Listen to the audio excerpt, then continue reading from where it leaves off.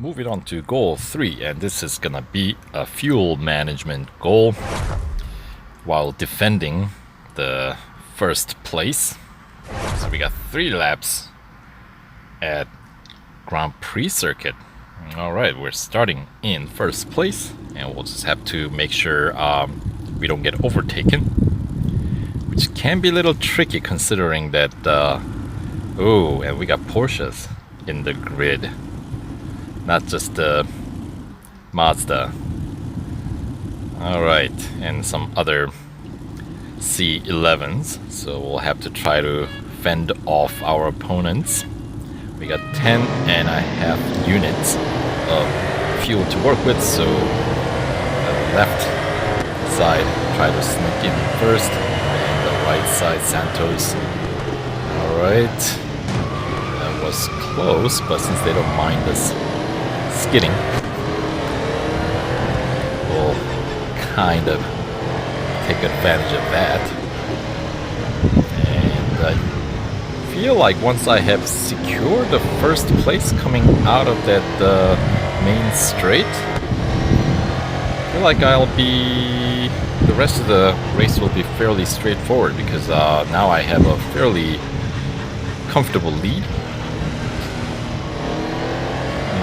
And let's see, 9 minutes of fuel, so that's gonna be like 3 per lap.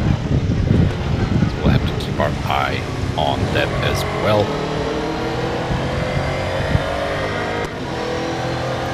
And of course, for any time you have to do a fuel management challenge, you have to try to coast as much as you can. In this case, the combination of having to defend your place while coasting when you can be kind of a tricky proposition, I suppose. So, but they didn't mention anything about going off track, so we'll take all the advantages that we can get here. Alright, so first lap with the 7 units plus change of fuel still remaining, so I would say we're in terms of fuel wise, I think we're definitely on target, I would say. And once again, I feel like we have a pretty steady, healthy lead. Now 10 in second place.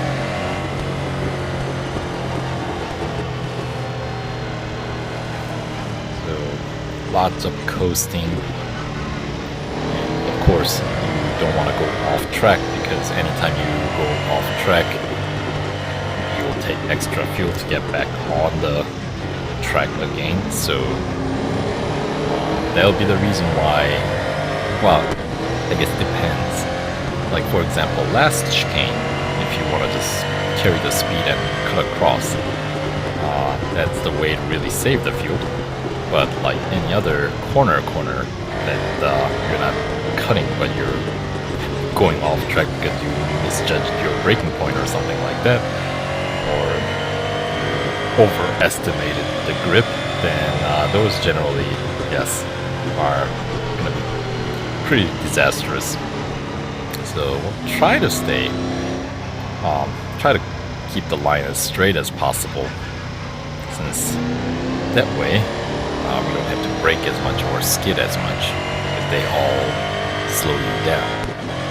Alright, but here we go, the final lap, and it's looking pretty promising. So, as I was saying, maybe the first goal, the speed snap, was the killer goal of the stage that costed me 2 extra upgrades. But perhaps the rest of it now, yeah, 3.71 units of fuel, that's plenty. Now I feel like I can go like regular racing here. With a, once again, pretty healthy lead. Safe distance, around 100 meters, fairly steadily. Obviously, there were points where it got a little bit closer, but that's generally when we're heading into corners. So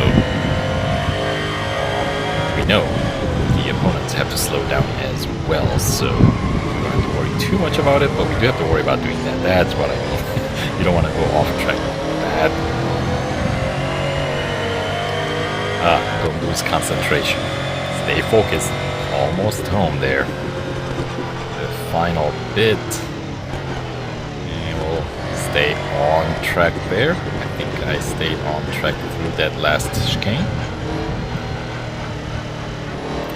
And we got spare fuel. A couple of minutes remaining still in the tank.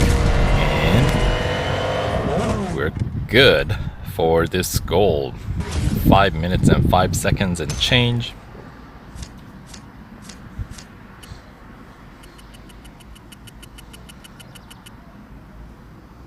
Yeah, so as long as I feel like the tricky part is going to be the very beginning part of the race where you're trying to fend off the ones that are chasing behind you. In my case, Tan and Santos. They were both in... No, one was in Mazda, wasn't it? Tan was in Mazda. The other one was in C11, right? Yes, Tan was in 787B. So just had to make sure I was able to fend off those two in the back. So most likely next goal I'm gonna have to... I'm not gonna be able to do it in red, so get the car serviced.